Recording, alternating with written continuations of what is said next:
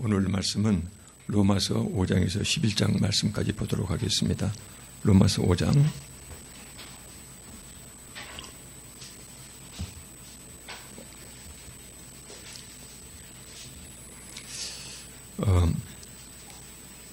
물론 이제 보는 사람 관점에 따라 다양하겠지만은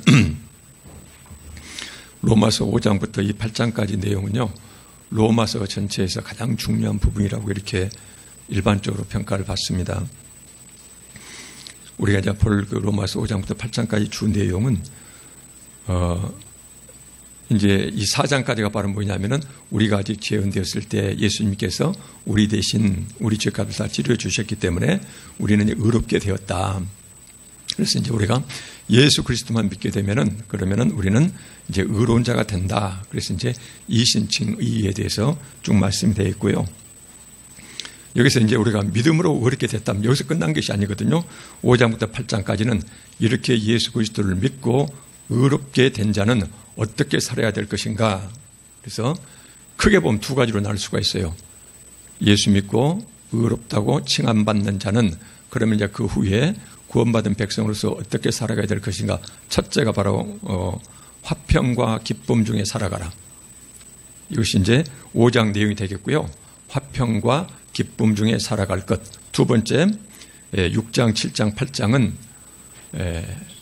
예수 그리스도 안에서 성화의 삶을 살아가라.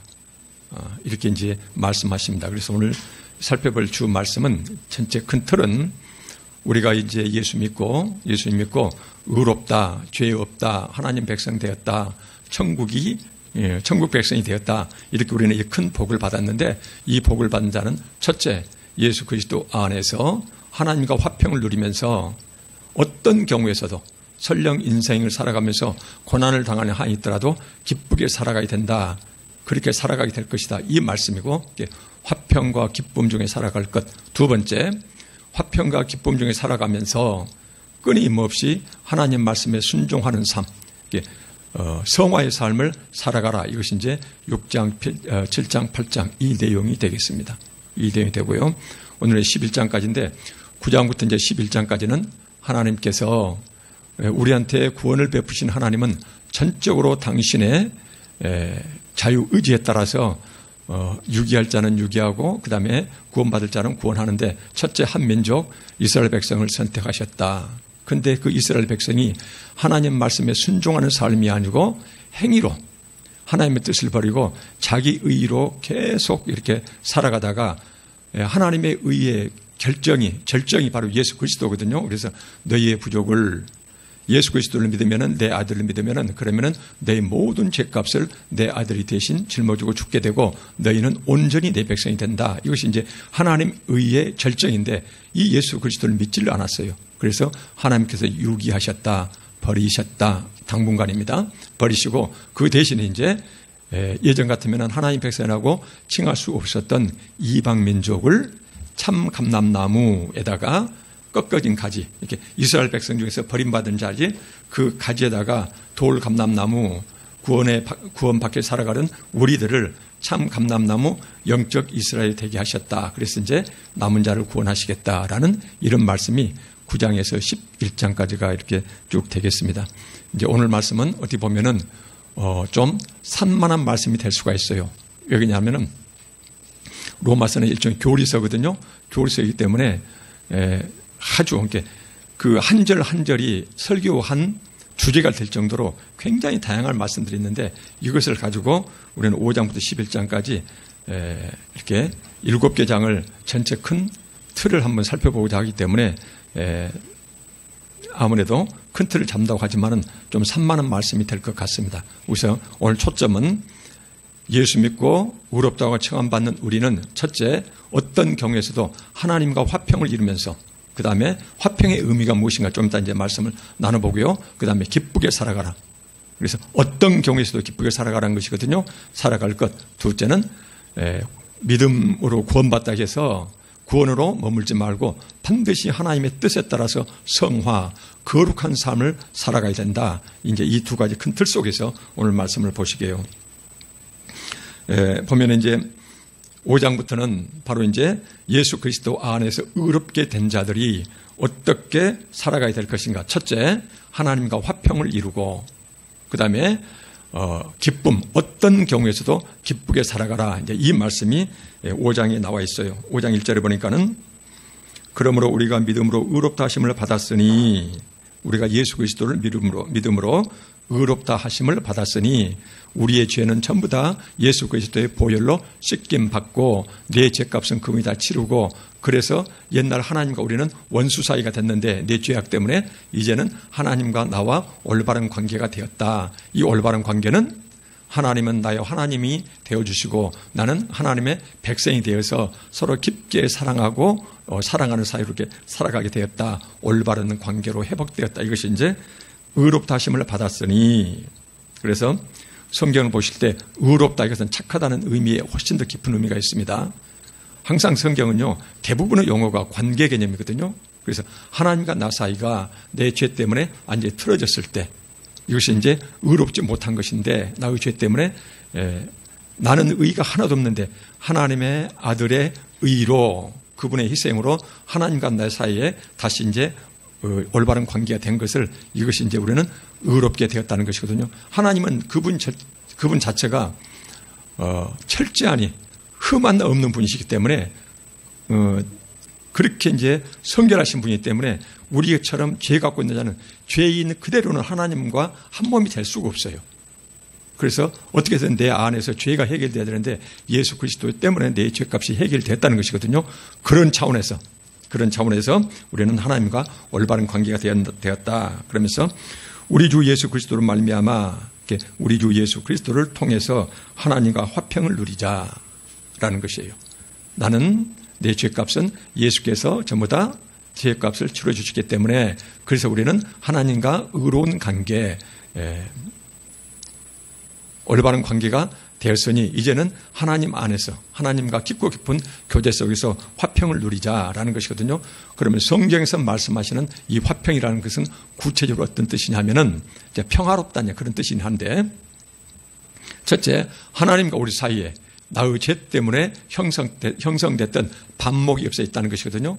반목이 없어지고 하나님과 나 사이를 가렸던 죄 자체가 사라졌기 때문에 이제 죄가 하나님과 나 사이를 가로막지 않는다는 것이에요. 그래서 그 결과로 하나님과 나는 새로운 관계가 형성되었다. 의로운 관계가 형성되었다. 그래서 이제는 우리는 하나님의 내 죄 때문에 하나님의 심판을 두려워하지 아니하고 오히려 이제 하나님의 깊고 깊은 사랑과 보호하심 가운데서, 그래서 우리는 아주 어린아이가 엄마 품에 안겨서 그렇게 아주 평화롭게 사랑받고 살아가듯이 이런 화평한 관계가 형성되었다는 것이거든요. 그래서 우리는 하나님과 우리 사이에 화평한 관계로, 아주 사이 좋은 관계로 평화롭게 사이좋게 서로 사랑하며 이런 관계로 살아가자라는 것이거든요.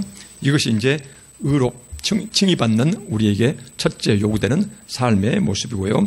그러면 둘째가 5장 2절을 보니까는 또한 그로 말미암아 우리가 예수 그리스도로 말미암아 우리가 믿음으로 서 있는 게 지금 이 자리에 이 은혜에 들어감을 얻었으며 이 은총을 우리가 누리게 됐다는 것이거든요. 이 은총은 방금 말씀대로 우리 죄값 전부 다 사라지고, 그래서 죄 있는 상태로서는 하나님의 품에 안길 수가 없는데 내 죄가 해결됐기 때문에 우리는 하나님 품에 안겨서 하나님과 깊고 깊은 교제와 사랑 속에서 함께 살아가게 되는 이 은혜를 얻었다. 은총을 누리게 되었다. 그러면서 그래서 또한 하나님의 영광을 바라고 즐거워하느니라. 하나님의 영광을 바라고 기뻐하고 있습니다. 그 말이거든요. 그래서 보니까는 하나님의 영광을 바란다는 의미가 구체적으로 어떤 의미일까요? 그래서 성경 앞뒤 맥락 속에서 우리가 풀어본다면요, 원래 우리는 맨 처음에 원죄를 짓기 전에 우리는 하나님의 형상대로 지음을 받았거든요. 그러면 하나님은 영광 그 자체였거든요. 그래서 하나님의 영광스러운 그 모습 그대로 우리도 실은 창조함을 받았는데, 그런데 우리 죄 때문에 우리는 짙고 짙은 어둠 속에서 죄 속에서 빠지게 되고 모든 영광이 다 사라져 버렸어요. 하나님의 형상, 흔적이 다 사라져 버렸다는 것이거든요. 그렇게 됐는데 우리는 예수 그리스도를 통해서 하나님과 화평을 누리고 이 은총을 우리가 받게 되었기 때문에 이제는 하나님의 영광을 바란다. 이것은 예전 같으면 죄인으로서 하나님의 형상을 다 잃어버렸는데 이제는 우리가 예수 그리스도를 통해서 하나님 안에서 예수 그리스도 안에서 새 창조를 받게 되었거든요. 새로운 하나님의 형상대로 예전 그대로 우리는 다시 이제 지음을 받게 된다. 거듭나게 되었다는 것이거든요. 그래서 하나님의 자녀가 되었다. 그래서 여기서는 하나님의 영광을 바란다. 이것은 우리는 하나님의 예전에 잃어버렸던 죄 때문에 그 하나님의 형상의 본 모습, 그 영광스러운 모습으로 우리는 재창조될 것이고, 그래서 우리는 하나님의 아들로서, 자녀로서 하나님이 누리는 하나님의 그 어마어마한 영광을 우리는 함께 공유하게 될 것이다. 지금 그 말이거든요. 그래서 이제 말로 풀어놓으면 밋밋한데요. 우리가 이런 모습을 상상한다면은 죄인된 우리, 그 다음 인간의 이성의 상상으로는 그 감히 상상할 수 없는 그런 것이 되겠죠. 그래서 하여튼 여기에서는 보면은 예수 그리스도 안에서 우리는 거듭난 우리는 하나님과 화평을 누리면서 하나님과 깊고 깊은 교제 속에서 우리는 하나님의 영광, 지금은 내가 초라하고 나이가 들어가고 이렇게 후패해져 가지만은 그러나 우리는 예수 그리스도 안에서 하나님 안에서 재창조될 것이고, 그러면 예전에 잃었던 하나님의 형상대로 그 영광을 우리가 되찾게 될 것이고, 다시 말하면 하나님의 아들이 되어서 하나님이 가지고 있는 그 영광을 우리가 함께 공유하는 그런 새로운 존재로 우리는 태어나게 될 것이다. 그 말이거든요. 그래서 너무나 기쁘다는 것이에요. 즐거워하느니라, 기뻐한다. 그 말이거든요. 그래서 여기까지 말씀을 보면은요, 우리는 예수 그리스도 안에서 의롭다고 칭함받는 우리는, 자, 이제 우리는 우리의 육신의 삶을 이 지구상에 있을 때 어떻게 살아가야 될 것인가? 첫째로 하나님과 깊고 깊은 화평을 누리라. 이 말은 여러 가지 의미가 있겠죠.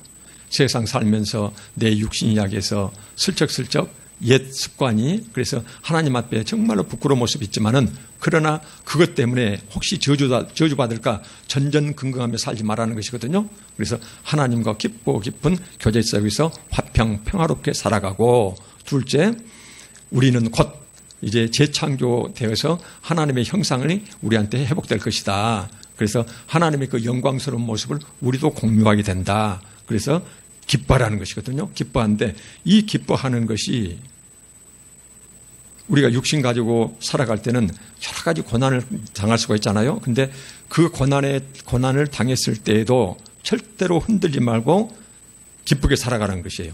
그래서 이제 다시 한번 말씀드리면은 우리가 하나님, 주님 안에서 누리는 하나님과 화평, 그 다음에 하나님을 기뻐하는 것, 이 기쁨이 너무나 강력하고도 영원한 것이어서 내가 육신 가지고 살아가면서 잠깐 당하는 어떤 고통스러운 이런 것들은 그것을 능히 이겨내고도 남는다는 것이에요.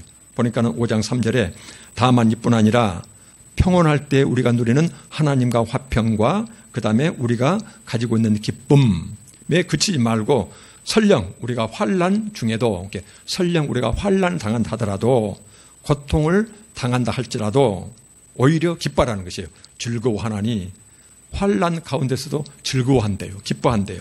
왜 그래요? 이는 환난이 예수 그리스도 안에서 하나님과 화평 가운데서 내가 이제 재창조될 그 아름다운 하나님의 영광스러운 그 영광을 우리가 공유할 정도로 그렇게 이제 아름다운 모습으로 나는 이제 재창조될 텐데, 이것이 너무나도 크고도 광야하기 때문에 내가 육신 가지고 살아가면서 겪게 될 어떤 환난이 닥친다 하더라도 그 환난은 인내를 만들어낸다는 것이에요. 인내를 만들어낸다. 인내를 이룬다는 것이에요. 환난 자체가 인내라는 것이에요. 그래서 하나님이 없는 인생이 세상 살다가 너무나 힘들고 어렵으면, 그래서 끝까지 견디다가 도저히 견딜 수가 없으면은 인생의 끈을 놓아버린다는 그런 표현을 많이 쓰죠. 그렇지만은 예수 믿는 자들은 하나님과 화평을 누리고 하나님께서 내 생명이 다하는 날 나에게 얼마나 영광스러운 그런 복을 주실지를 그것을 내다보고 바라보고 사는 자는 인생에 살아가면서 아무리 힘든 어려운 경우를 닥친다 하더라도 거기서 이 은혜를 바라보는 순간 우리는 거뜬히 회복된다는 것이거든요. 그래서 이제 환난 중에서도 인내를 이룬다. 그 인내란 뭐냐면은 고통에 굴복하지 않고 확고부동하게 견뎌내는 인내력을 낳는다는 것이에요. 하나님 안에서 화평을 누리고 그 다음에 하나님 안에서 내가 누리게 될 그 영광스러운 영생의 삶을 내가 곰곰이 생각한다고 그러면은 설령 이 세상 살아가면서 어떤 고난이 닥친다 하더라도 그 고난 자체를 나는 끝까지 견뎌내는 인내력이 생겨난다는 것이거든요. 그 인내력이 생겨나고 그 인내력은 연단을, 여기서 연단이라는 용어는요, 어떤 시련도 이겨낼 수 있는 아주 깊고 깊은 단련된 인격이라는 용어예요. 원래 뜻은. 그래서 인내는 연단을 이룬다. 이 말은 내가 하나님 안에서 주님 안에서 살아가면은 내가 육신 가지고 잠깐 동안 이 세상 살아갈 때 어떤 어려움을 닥친다 하더라도 나에게 마련되어 있는, 예비되어 있는 그 복이 너무나 큰 것이기 때문에 이것을 바라보는 자는 내 육신 가지고 있을 때 조그만 이런 고난 같은 것은 거뜬히 견뎌낼 수 있는 인내력이 생겨나고 그 인내의 끝은 어때요? 그 인내를 계속 해가면서 나는 어떤 시련도 이겨낼 수 있는 깊고 깊은 연단된, 단련된 인격체로 나는 계속 변화되어 간다는 것이에요. 그래서 쿨하지가 않아요. 아무리 힘들어도 나는 하나님 안에서 계속 이렇게 깊게 연단되는 단련된 이런 인격체로서 계속 이렇게 성장해 가고 그 다음에 그 연단은 단련된 인격은 소망을 이룬다. 이 소망이 바로 뭐예요? 나는 하나님을 뵐 것이라는 것이에요. 하나님의 영광스러운 형상을 나도 공유하게 됐다는 것이에요. 그래서 하나님의 백성으로서 그분 품 안에서 영원한 생명을 누리게 된다는 것이에요. 이 소망으로 기결된다는 것이거든요. 그래서 다시 한 번 말씀드리면은 지금까지 했던 말씀을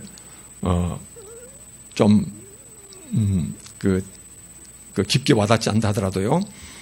하나님 예수 그리스도 믿고 의롭게 된 자는 첫째 하나님과 화평을 누리면서 사소한 이런 잘못이 있다 하더라도 절대 하나님께 저주받을까 전전긍긍하지 말고 어떻게 해서 하나님 품 안에 막 달려들어가는 하나님과 화평을 이루면서 그러면서 기뻐하라는 것이에요. 기뻐하고 또 기뻐하라. 근데 이 기뻐하라는 것이 혹신 육신 가지고 살아가면서 세상에 어려움이 닥친다 하더라도 절대로 굴하지 말고 하나님을 바라보라는 것이에요. 그러면 어떻게 되냐? 그러면은 이 고난은 나에게 인내력을 쌓게 되고 그 인내력을 인내하는 과정 중에서 나는 어떤 시련도 이겨낼 수 있는 깊게 단련된 그런 인격체로 계속 단단해질 것이고 그 다음에 이 단단한 인격체는 어때요? 나중에 결국은 하나님 안에서 굳게 잡은 이 믿음으로 나는 하나님 안에서 영생, 복락을 누리게 되는 그 소망으로 계속 자라게 된다는 것이에요. 그래서 이 말씀은 바로 5장, 3장, 4절 말씀은 우리가 이렇게 예수 그리스도 안에서 믿음으로 의롭게 된 자는 이 세상을 하나님과 정말로 하나님과 깊고 깊은 사랑 관계 속에서 살아가면서 이 세상 어떤 어려움이 닥친다 하더라도 어느 경우에서도 기뻐할 수밖에 없다는 것이요. 설령 고난이 닥친다 하더라도 오히려 소망으로도 굳어진다는 것이거든요. 이렇게 된다는 것이에요. 이게 바로 이제 성령 하나님의 도우심이 되겠죠. 그래서 이제 이 말씀은 이렇게 되겠죠. 세상 사람은 힘들고 어려우면 꺾어질 수가 있다. 그러나 예수 그리스도 안에서 살아가는 자는 영생의 산 소망을 갖고 있는 자는 육신의 삶을 살아갈 때 어떤 고난이 닥친다 하더라도 예를 들면은 아무리 어둠이 깊은다 하더라도 그 어둠이 깊을수록 빛은 오히려 더 밝게 빛난다. 그래서 어둠이 짙을수록 그 속에서 어떤 빛이 있다면 그 빛은 더욱더 빛나게 되어 있다는 것이거든요. 그래서 우리가 이 세상 살아가면서 어떤 어려움을 닥친다 하더라도 그 어려움에 절대로 굴하지 말고 장래의 소망으로 그것을 이겨내라는 것이에요. 그래서 예수 그리스도 안에서 의롭게 된 자는 세상 살아가면서 어려움을 닥친다 하더라도 그 어려움이 내 소망을 절대로 압도하지 않는다는 것이에요. 오히려 내가 장래에 하나님 안에서 누리게 될 그 영생에 산 소망, 이 소망이 너무나 크고 강력한 것이어서 육신의 삶을 살아갈 때 힘들고 어려운 것들을 나는 능히 극복이 된다는 것이에요. 그래서 압도한다는 것이에요. 그래서 이 말씀이 이제 5장 3절과 4절 말씀이 되겠습니다.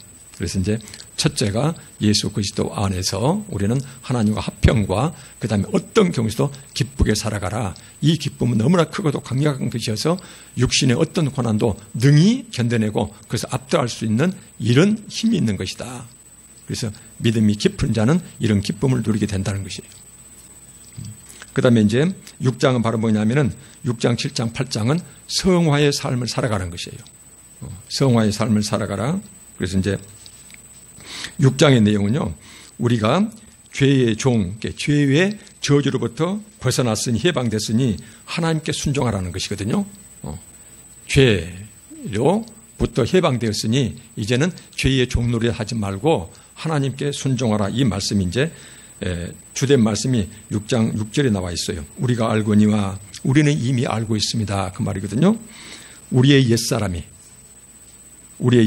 예수 그리스도 알기 전에 죄의 종살이였던 우리의 옛사람이 우리는 예수와 함께 십자가에 못 박힌 것은 죄의 몸이 죽어 다시는 우리가 죄에게 종노릇 하지 아니하려 함이니. 자, 이 말씀은 6장 6절 말씀은 우리는 예수 그리스도 이전에 육체의 정욕 따라 살아가던 우리의 옛 모습은 내가 예수 그리스도를 믿는 순간 나는 예수님과 한 몸이 되어서 예수 그리스도가 우리의 죄값을 지고 십자가에 돌아가실 때 나도 예수님과 한 몸이 되어서 그 십자가에 함께 죽었다는 것이에요. 그래서 옛사람은 죽고 예수님이 부활했거든요. 우리도 똑같이 새로운 사람으로 거듭났으니 예수 그리스도 안에서 거듭났으니 우리는 다시는 죄에게 종노릇 하지 말라는 것이에요. 다시는 죄에게 종노릇 하지 말라. 자, 이런 말씀을 강조하는 이유가 있습니다. 우리가 로마서를 볼 때 이런 말씀들이 부담스럽거든요. 그러니까는 이 말씀을 자꾸 우리가 깊이 하고 끝없이 반복되는 말씀이 오직 의인은 믿음으로 말미암아 산다. 그래서 믿음으로 산다. 그래서 행위로 구원받지 못한다. 이제 이런 것들을 앞뒤 없이 막 이제 맥락 없이 섞어버리면은 그러면은 우리는 예수 그리스도 믿고 믿으면은 세상에서 그냥 대충 살아가도 그래도 우리의 모든 죄를 과거의 죄, 현재의 죄, 미래의 죄를 전부 다 씻어주셨으니 우리는 구원받고 산다. 이제 이런 말씀들 너무 많이 듣거든요. 근데 그렇지가 않아요. 로마서를 보면은 4장까지는 우리가 예수 그리스도로 의롭다 되었다. 그러나 5장부터는 이렇게 의롭게 된 자는 어떻게 살아야 될 것인가. 이것이 이제 로마서 다음 마지막까지 쭉 계속되고 있거든요. 그래서 성화의 삶을 그렇게 강조하고 있어요. 그래서 이제 우리는 이제 칼빈주의, 이제 개신교의 칼빈주의를 칼빈의 성경 해석을 가장 크게 이제 생각하고 있는데요. 칼빈은 절대로 그렇게 말한 적이 없어요. 그때 당시에는 우리가 믿음의 의의를 그렇게 강조했지만 칼빈이 했던 말이 있거든요. 칼빈이 뭐냐면 행위로 예수 그리스도 밖에서 우리가 아무리 착한 행위를 한다 하더라도 행위로 구원받는 것도 아니지만은 뭐냐면 또 행위 없이 칭의로 행위 없는 칭의도 없다. 이렇게 얘기를 해요. 다시 한번 말씀드리면은 행위로 칭의되는 것도 아니다. 이렇게 우리가 열심히 착한 행동한다고 해서 우리가 의롭다고 이렇게 칭함받는 것이 아니다. 그러나 알 것은 행위 없이 착한 행실 없이 우리가 칭의받는 것도 아니다. 그래서 행위와 의는 이렇게 의로움과 성화는 함께 가는 것이다. 이렇게 얘기를 해요. 로이드 존스라는 유명한 세기의 이제 유럽을 구했던 그 대설교가 있거든요. 그 설교가가 그때 당시에 유럽을 바라보면서 성도들에게 했던 이야기가 있어요. 성경을 해석할 때에 칭의와 믿음으로 우리가 의롭게 되었다라는 것하고 그 다음에 성화를 이렇게 칭의와 성화를 따로 떼어놓은 것처럼 성경을 잘못 해석하는 것은 없다. 그래서 성경을 오역하고 잘못 해석하는 최고의 것이 바로 뭐냐면은 의롭다는 것하고 성화 삶을 살아야 된다. 이것을 별개로 떼어놓고 성경을 해석하는 것처럼 이렇게 잘못된 해석은 없다. 이렇게 경고를 했어요. 그래서 성경에서는 이제 이 성경에 대한 이런 말이야면 해석가들은 항상 보면은 우리가 예수 그리스도 믿고 우리가 의롭게 되었으니 그다음부터는 대충 사람 말이 전혀 아니거든요. 되었으니 옛날에는 율법의 저주 때문에 우리가 할 수 없이 막 착한 행동하려고 노력했는데 이제는 하나님 안에서 우리가 구원받았으니 그 하나님의 은혜가 너무나 고맙고 감사해서 그래서 내 안에 계신 성령께서 인도하시면은 그 하나님의 영에 인도함 받아서 스스로 어때요? 저주가 묻어서 한 것이 아니라 하나님이 너무나 고맙고 너무나 감사해서 하나님이 원하시는 삶으로서의 성화의 삶을 살아가라는 것이거든요. 그래서 반드시 믿음과 성화는 함께 가는 것이지 이걸 별개로 해석하면 절대 안 된다는 것이 일관된 것들이에요. 이게 이제 우리가 이제 학교에서 배우면은 이것은 처음부터 마지막까지 3년 내내 강조되는 것이거든요. 근데 이상하니 교회만 오면은 성화 이게 부담되니까 자꾸 이런 것들이 이렇게 무시되는 경향이 있어요. 절대 그렇지가 않습니다. 그래서 이제 6장 6절에 우리의 옛사람이 예수 그리스도와 함께 십자가에서 못 박아 죽었다는 것이에요. 이렇게 세상에 자기의 욕정 따라서 인간의 말하자면 육신의 정욕 따라서 살아가는 옛사람 이미 우리는 죽었다는 것이에요. 그래서 다시는 죄의 종로를 하지 말아라. 그러면서 6장 15절 한번 봐볼까요?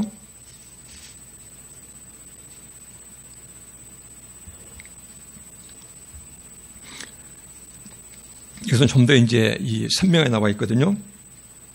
그런즉 어찌하리요? 우리가 법 아래에 있지 아니하고 법 아래에 있지 아니하다. 이 말은 율법에 매이지 않고 이 말씀은 율법대로 살지 않으면 율법에서 정한 저주를 받는다. 이런 데 매이지 않고 은혜 아래에 있으니 은혜 아래에 예수 그리스도 십자가 보혈 그 아래서 죄 용서받고 살아가는 이 은혜 아래에 있으니 죄를 지으리요? 죄를 지어도 좋다는 말입니까? 우리한테 질문하고 있는 거예요. 죄를 지어도 좋다는 말입니까? 그래서 예수 그리스도 이전에 율법에 얽매여 살던 때는 그때는 율법이 무서워서 할 수 없이 이렇게 살아갔지만 우리는 예수 그리스도를 믿고 이제 율법으로부터 우리는 해방되었다. 율법의 저주로부터 해방되었다. 나의 부족과 나의 죄는 그분의 대속이 전부 다 해결해 주고 있으니 했다. 그래서 우리가 은혜 아래 예수 그리스도 믿고 예수님의 그 은혜 아래 살고 있으니 그럼 앞으로 죄를 지어도 좋다는 말이요? 이제 이 질문하고 있는 것이에요. 그럴 수 없다. 절대 그럴 수 없다는 것이에요. 그러면서 16절을 보니까는 너희 자신을 종으로 내주어 너희 자신을 노예처럼 누구한테 남의 손에 맡겨서 누구에게 순종하든지 그 순종함 받는 자의 종이 되는 줄 너희가 알지 못하느냐. 그래서 자기 자신을 누구에게 내주어서 그 누구에게 계속 순종하면은 그 사람이 종이 된다는 것이에요. 그러면서 혹은 죄의 종으로 사망에 이르고 혹은 순종의 종으로 의에 이른다라고 지금 말씀하고 계세요. 의에 이른다. 그래서 지금 이 말씀 거거든요. 너희가 예수 믿고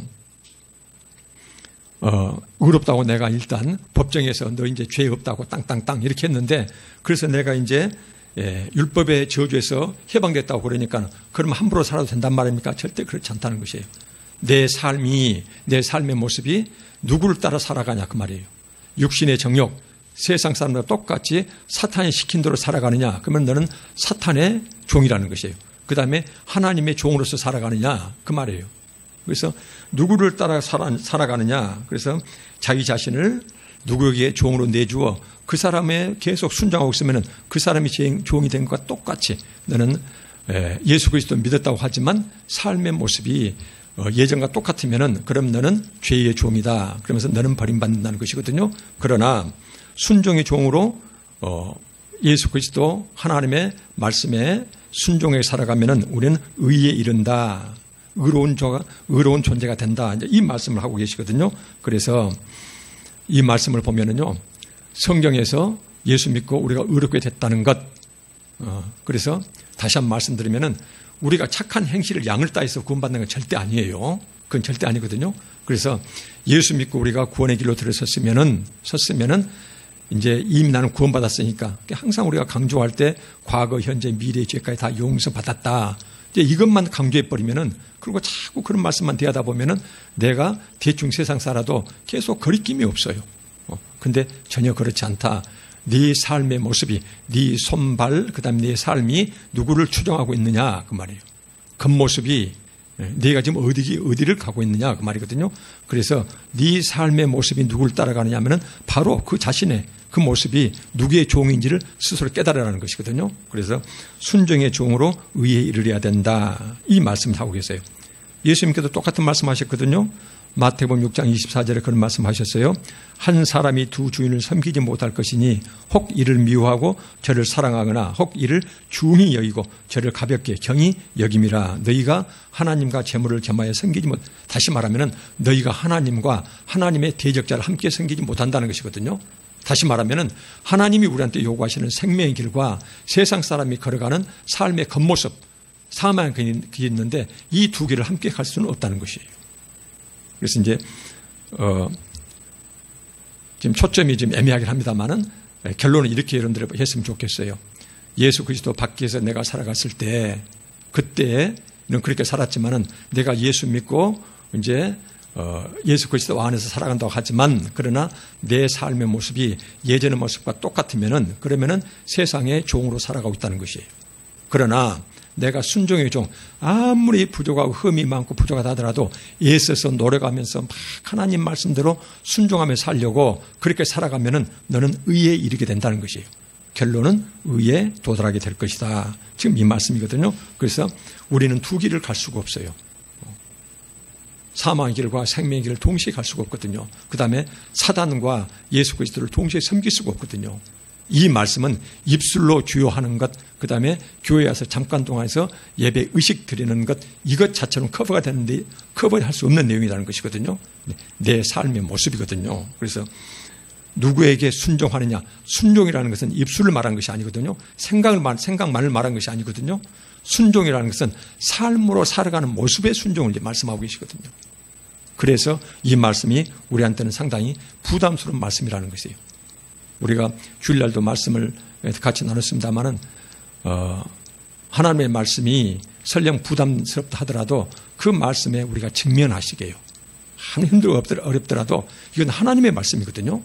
그래서 이렇게 쭉 가면 여러분들 봐보세요. 로마서를 보시면서 성경을 보시면서 전주에 우리가 말씀했지만 항상 성경을 해석할 때는 하나님의 율법이 필요가 없다. 이것은 우리가 함부로 좀 해석하면 안 된다고 그랬죠. 그래서 그 예수 그리스도 밖에 있는 사람한테는 무엇보다도 중요한 것이 믿음이 중요하지만 믿음으로써 예수 그리스도 안에 살아간 사람한테는 가장 중요한 것이 사랑의 삶이라는 것이에요. 그래서 항상 성경은 앞뒤 맥락 속에서 그 본문을 해석해야 되지 앞뒤 맥락 싹 떼버리고 한 기절씩만 이렇게 하다 보면은 믿음만 있으면 나머지 모든 거 필요 없다. 이런 식으로 해석할 수가 있거든요. 전혀 그런 뜻이 아니라는 것이에요. 그래서 이제 우리의 삶의 모습으로 수고하고 애써서 우리는 하나님 말씀에 순종하는 삶을 살아가야 된다. 이 말씀이 지금 6장이에요. 그래서 죄의 종, 죄로부터는 벗어났지만 네 삶의 모습이 옛날 죄의 모습과 똑같으면 너는 아직도 죄의 종이라는 것이에요. 그래서 그렇게 살면 안 된다. 이 말씀을 지금 하고 계시고요. 그런 의미에서 하나님께 순종하라. 7장은 율법에 대해서 우리가 죽었다는 것이에요. 그래서 율법에 대해 우리가 죽었지만은 그러나 율법의 저주가 무서워서 율법을 섬기는 것이 아니라 우리는 우리를 구원하신 예수 그리스도 하나님이 너무나 고맙고 감사해서 그분이 기뻐하시기 때문에 그분의 뜻에 따라서 우리 안에 내주하시는 하나님의 영 성령 하나님의 인도하심에 따라서 우리는 기쁨으로 하나님 말씀에 순종해야 된다. 지금 이 말씀이에요. 7장 6절에 보니까는 이제는 로마서 7장 6절 한번 봐볼까요? 이제는 우리가 얽매였던 것에 우리가 얽매였던 게 뭐죠? 우리가 죄 지으면은 율법상 그 죄이기 때문에 율법에서 정한 저주를 받게 된다. 이런 것들에 얽매였던 것에 대하여 죽었다. 그 죄된 몸은 예수 그리스도와 함께 나는 십자가에 죽었다. 그래서 나는 율법에서 벗어났다. 율법의 저주로부터 나는 벗어났다는 것이에요. 벗어났으니 이러면 우리가 영의 새로운 것으로 섬길 것이요 율법 조문의 묵은 것으로 아니할지라. 우리가 하나님을 섬기는 것은 영의 새로운 것. 영의 새로운 것은 뭐일까요? 우리는 내 안에 성령님께서 인도해 가시는데 하나님께서 나의 그런 죄인된 그 옛날 그 모든 죄를 그분께서 당신의 아들을 보내셔서 전부 다 십자가에서 그 죄를 전부 다 해결해 주셨으니 하나님께서 나를 구원해 주셨으니 그래서 내가 그분이 너무나 고맙고 감사해서 구원의 기쁨과 감격 속에서 하나님께 순종하는 삶이에요. 이것이 여기서 말하면 영의 새로운 것으로 우리는 하나님을 섬기게 된다. 이런 것이거든요. 율법의 저주에서 저주가 무서워서 섬기는 것이 아니다. 이렇게 이제 하라는 게 이제 7장 말씀 쭉 이렇게 이런 말씀들이에요. 그래서 7장을 간단히 정리하고 넘어갈게요.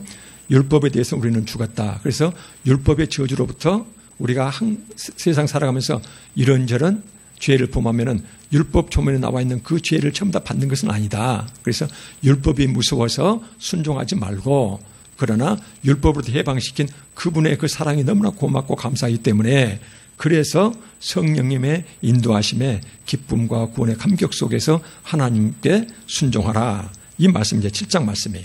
그래서 성화의 삶을 살아라는 이런 말씀 쭉 나오고요. 8장은 이제 성령의 인도하심에 따라서 성화의 삶을 살아가라. 이 말씀이에요. 그래서 8장 말씀은 이제 좀 집중적으로 볼게요. 이 8장 말씀은 성령의 인도하심에 따라서 예수 믿고 의롭게 된 자는 성령의 인도하심에 따라서 성화의 삶을 살아가라. 성화의 삶을 살아갈 때 우리는 부족하다.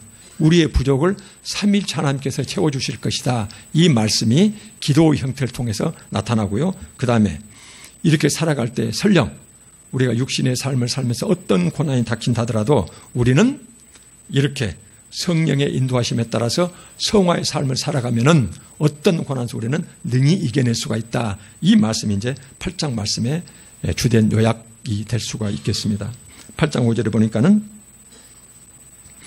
육신을 따르는 자는 육신의 일을, 영을 따르는 자는 영의 일을 생각하나니 육신의 생각은 사망이요 영의 생각은 생명과 평안이니라. 예수 그리스도 믿고 의롭게 된 자들을 향하여 주시는 하나님의 말씀이 결코 이 녹록한 말씀들이 아니세요. 보니까는 내 생각이, 너는 예수 믿고 구원받았다는데 하루 종일 네가 세상 살아가면서 네 마음속에 생각이 머무는 장소가 어디냐는 것이에요. 하나님이야 세상이야 이걸 묻고 계시거든요. 그래서 육신을 따는 자는 맨날 하는 생각이 육신의 일만 생각한다 그 말이에요. 그 다음에 영을 따는, 성령을 따라 사는 자는 하는 것이 뭐예요? 하나님의 일, 성령의 일을 생각한다 그 말이에요. 그러면서 육신의 생각을 따라 사는 자는 사망이요.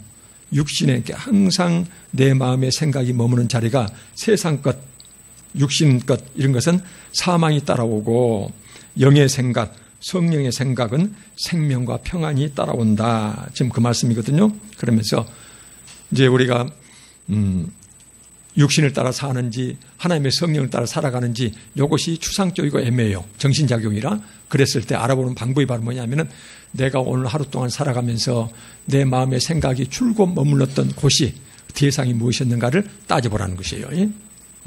오늘 하루 동안 최근에 내가 세상 살아가면서 내가 줄곧 생각했던 것, 내가 골똘히 생각했던 것, 주로 내 생각이 머무는 장소와 그 대상이 무엇이었냐. 그래서 세상을 따라가면 그것은 육신의 생각이라는 것이에요. 그러나 하나님을 생각하고 그 다음에 자기 하나님 앞에서 늘 자신의 부족과 허물을 생각하면서 하나님 제가 어쩌면 좋습니까? 설령 이런 생각은 전부 다 뭐예요? 영의 생각이라는 것이에요. 그런 영의 생각을 하는 자는 생명과 평안, 영원한 생명과 하나님과 나 사이에 이루어지는 화평, 그 평안이 계속 따라오게 될 것이다. 그 말씀이에요. 그러면서 실제로 보니까는 육신의 생각은 하나님과 원수가 되나니, 육신의 생각은 하나님과 원수가 되나니, 왜 그래요? 이는 하나님의 법에 굴복하지 아니할 뿐 아니라 하나님의 법, 하나님의 율법, 하나님의 뜻에 복종할 수가 없어요. 인간의 생각은, 육신의 생각은 할 수도 없다. 그래서 육신의 생각은 하나님과 원수가 된다. 왜 그러냐? 그 육신의 생각은 하나님의 법, 하나님의 율법, 하나님의 뜻에 복종할 수도 없고 그 다음에 복종하지도 않는다는 것이에요. 그러니까 결국은 외양으로 어떤 신앙 형태를 취한다 하더라도 너의 생각이 계속 머무는 곳, 계속 마음 중심을 찾아오고 있는 그것을 너무 섬기고 있는데 그것을 섬기는 자는 결국은 하나님의 율법에 순종할 수도 없고 그 다음에 순종하지도 않는다는 것이에요. 이것은 결국 하나님과 원수가 되는 것이다 라는 말씀이에요. 그러면서 우리한테 성화의 삶을 강조합니다. 13절에 보니까는 경고하시는 말씀입니다. 8장 13절에 너희가 육신대로 살면 반드시 죽을 것이로되, 육신대로 살면 이 말이 뭔 말이에요?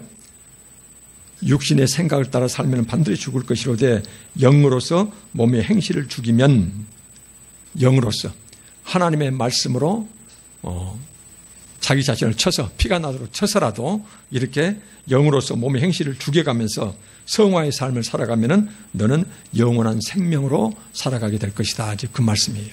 그래서 육신대로 육신의 생각입니다. 하루 종일 내 생각이 머무는 곳. 그래서 가만히 일주일 동안을 내내 살펴봤더니 내가 했던 것은 집에서 기도도 한 적이 없고 말씀이 생각난 것도 없고 찬송하는 것도 별로 없고 일주일 내내 했던 것은 온통 세상 것이요. 내 재산, 내 건강, 내 자식, 그 다음에 계속 이것만 생각하고 이제 그렇게 살아가면서 세상 사람과 똑같이 살아갔어요. 내 생각이 머무는, 내 생각이 지향하는 모든 대상이 그것뿐이었어요. 그리고는 이제 교회 오면 아차, 그리고 돌아간다는 것이에요. 이런 사람들한테 주는 경고 말씀으로 보면 돼요. 이것이. 하나님이 사랑하시기 때문에 이런 경고 말씀을 우리한테 주시는 것이거든요. 정신 차려라는 것이거든요. 그래서 너희가 육신대로 살면 반드시 죽을 것이로되 영으로서 몸의 행실을 죽이면 살리니 요 말씀은 믿음과 연결시키면 어떤 의미가 될까요? 믿음과. 믿음으로 사는 자는 절대로 이런 삶의 모습이 나올 수가 없다는 것이거든요. 그래서 우리한테 주시는 경고 말씀이 이렇게 되겠습니다. 그래서 이제 이것이 이제 8장 말씀인데 8장 26절을 보니까는 이제 우리가 이렇게 살면은 굉장히 우리한테 부담이 돼요. 근데 우리가 이렇게 살아갈 때에 내 힘과 능력으로는 도저히 되지가 않거든요. 그러나 내가 끝없이 하나님 말씀에 순종하려고 살아가려고 우리가 영의 생각으로 살아가려고 성령의 인도하심에 늘 의식하면서 순종하려고 살아가려고 할 때에 나한테는 많은 부족과 흠이 있어요. 그때 우리를 도우시는 하나님의 모습이 8장 26절하고 8장 34절에 잠깐 동안 나와 있어요. 기도의 형태로. 이와 같이 성령도 우리의 연약함을 도우시나니 여기서 연약함이라는 것은 육체적, 정신적, 영적 무능을 총괄하는 무능함을 말합니다. 연약함. 성령 하나님께서도 우리가 애써서 그렇게 살아가려고 하지만은 우리가 얼마나 연약한지, 약한지 이미 아신다는 것이에요. 아신다는 것은 우리의 육체적 연약함, 정신적 무능, 그 다음에 영적으로 너무나 부족하다는 것이에요. 아시나니 그래서 성령도 우리의 연약함을 알고 돕는다 그 말이에요. 그래서 돕는다는 단어는 두 가지 뜻이 중요한 뜻이 있거든요. 이 도우시나니 이 말은 현재 계속 돕고 계신다는 의미예요. 지금 계속 돕고 계신다는 말씀이거든요. 지금 계속 돕고 계시고 둘째, 돕는다는 이 원어의 뜻은 어떤 뜻이냐면요. 어떤 사람이 굉장히 무거운 짐을 지고 낑낑대면서 일어나지는 못해요. 그랬을 때 어떤 다른 사람이 찾아와서 그 짐을 불끈 들어줘가지고 계속 옆에서 같이 힘이 되어서 그 짐을 옮겨준다는 의미의 도우심이에요. 이 돕는다는 것이 그 원래 단의 뜻이 그런 뜻이거든요. 그래서 성령도 우리의 연약함을 도우신다. 이 말씀은 성령께서도 우리가 육체적, 정신적, 영적 무능과 우리의 흠 많고 부족한 것을 도우는데 어떻게 돕느냐. 지금도 계속 돕고 계시는데 내 힘과 능력은 도저히 안 되니까 하나님 말씀에 순종하려고 살아가려고 하는데 안 되니까. 그런데 성령께서 내가 낑낑대고 일어나지 못할 때 그 무거운 짐을 성령께서 옆에서 계속 들어줘서 내가 힘 안 들고 살아갈 수 있도록 나를 돕고 계신다는 것이 현재 계속 돕고 계시는 중 이 말씀이 8장 26절 말씀이에요. 그래서 이 말씀을 원어 뜻대로 보면 굉장히 은혜스러운 말씀입니다. 내가 믿든 않든 내가 하나님을 바라보면서 내가 이렇게 부족합니다 라고 살아가려고 몸부림칠 때 그때 성령께서도 내 부족한 것, 영적으로 무능한 것 이걸 전부 다 아시고 그리고는 옆에서는 나의 부족을 계속 채워가신다는 것이거든요. 그러면서 기도 예를 듭니다. 우리는 마땅히 기도할 바를 알지 못하나 이것은 마땅히 기도할 바 이것은 기도 방법과 기도 내용을 말씀하십니다. 우리가 하나님께 기도하는데 하나님이 기뻐하시는 기도인지 그 내용이 어쩐지 잘 몰라요. 근데 우리는 열심히 부르짖어요. 근데 내가 기도하는 내용과 그들 기도하는 방법을 내가 잘 모른다 하더라도 오직 성령이 말할 수 없는 탄식으로 우리를 위하여 친히 간구하신다. 성령 삼위일체 하나님은 함께 계시는 분이시거든요. 그래서 쉽게 말하면은 천지의 창조주 하나님 깃속에다 대놓고 성령님께서 계속 내 부족에 대해서 막 불쌍해서 탄식하시면서 계속 내 대신에 내 부족한 기도를 계속 하나님께 대신 기도를 드려주신다는 것이에요. 또한 8장 34절에 보니까는 그리스도 예수시니 그는 예수는 하나님의 우편에 계신 자요 우리를 위하여 간구하시는 자.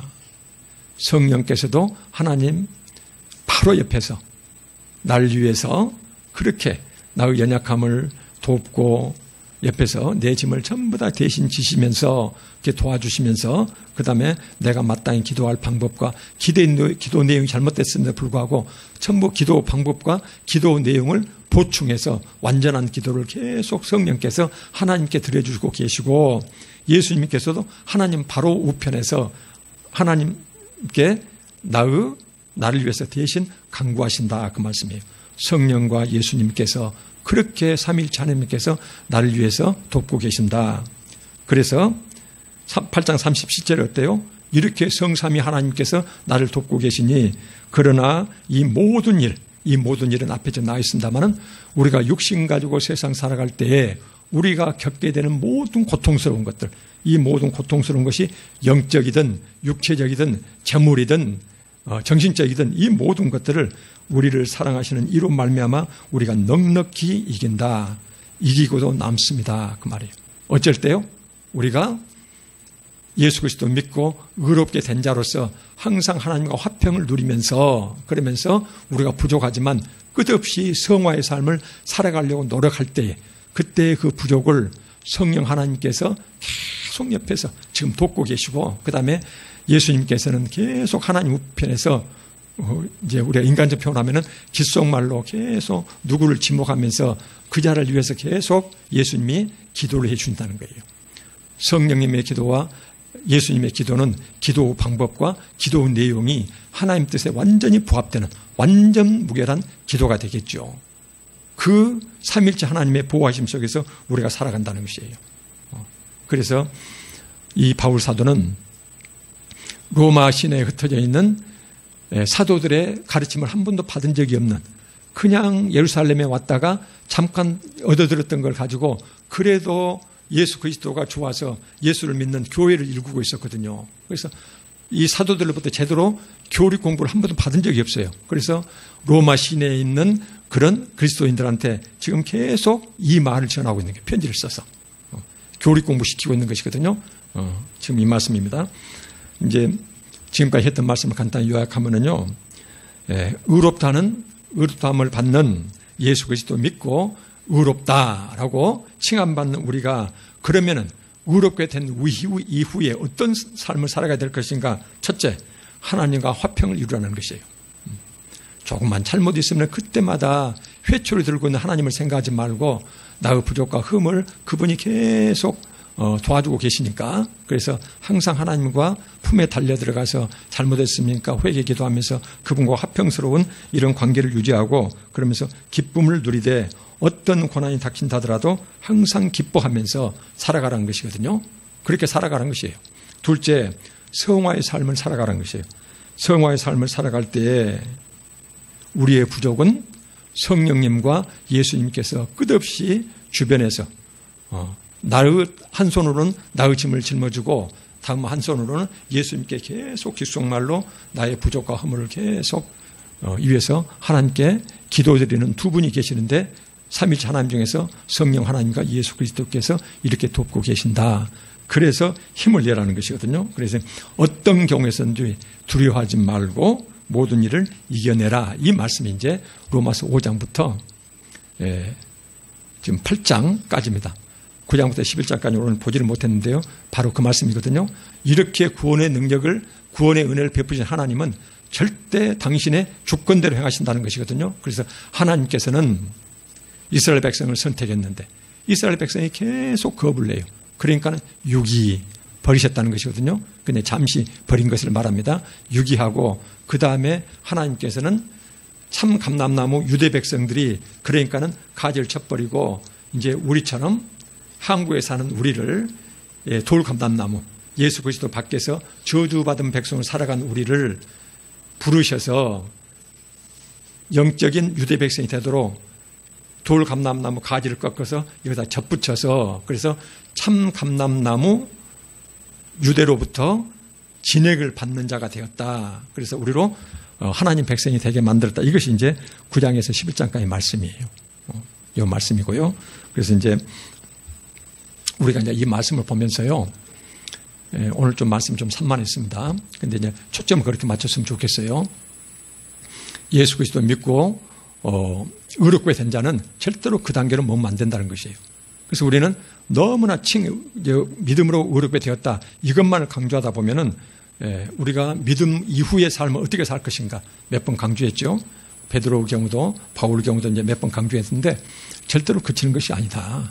그래서 항상 우리가 교회에서 예배 드리는 것으로 모든 것이 다 끝나고 그래서 그 자체가 믿음의 한 행동이 되고 그 다음부터는 세상 살면서 아무렇게나 살아도 내가 가지고 있는 직장이 하나님 앞에 죄를 짓는 그런 직장인 생활이랄지 세상 살아가면서 계속 습관적으로 반복적으로 양심 가책 없이 죄를 짓는 것은 이것은 문제가 있는 것이다. 그런 삶의 모습이 누구나 조금씩 가지고 있거든요. 그래서 저는 이런 말씀을 보면서 끝없이 믿고 의롭게 된 자는 성화의 삶을 살지 않으면 안 된다. 구체적으로 이렇게 살아갈 때 하나님께서는 끝까지 혼자 힘으로 성화의 삶을 살아가로 내버려 두지 않는다. 성화의 삶을 살아갈 때 내 부족과 허물은 그분께서 전부 다 덮어주시고 도와주시면서 끝없이 예수 그리스도와 성령께서 우리를 돕고 계신다. 그러니 육신 가지고 살아갈 때 흔들지 말고 어떤 고난이 닥친다더라도 영생의 산 복락 이것을 바라보면서 힘있게 살아가라. 그럼 반드시 영원한 산 소망으로 성화되게 되어 있다. 그 말씀이에요. 그래서 여기에서 우리가 힘을 얻었으면 좋겠습니다. 다시 한번 말씀드릴게요. 우리 개신교는 칼빈의 성경 해석을 거의 원조로 삼다시피 그렇게 이제 우리가 교리 공부를 이렇게 합니다. 그러나 칼빈은 절대로 지금 이런 교회 모습대로 우리가 예배 한 번 딱 드리면은 그리고 입술로 주여주 하면은 그러면 끝나는 그런 삶을 한 번도 성경을 그런 식으로 해석한 적이 없어요. 반드시 믿음과 성화는 함께 가는 것이지 따로 떼는 것은 절대로 아니다. 이 말씀이에요. 그래서 믿음과 성화를 믿은 자는 반드시 하나님 뜻대로 거룩하게 살아가려고 몸부림쳐야 되지 이것이 함께 가야 되지 이것을 따로 떼어서 성경을 해석하는 것은 그것은 성경을 해석하는 가장 잘못된 것 중에 하나다. 지금 그 말씀이에요.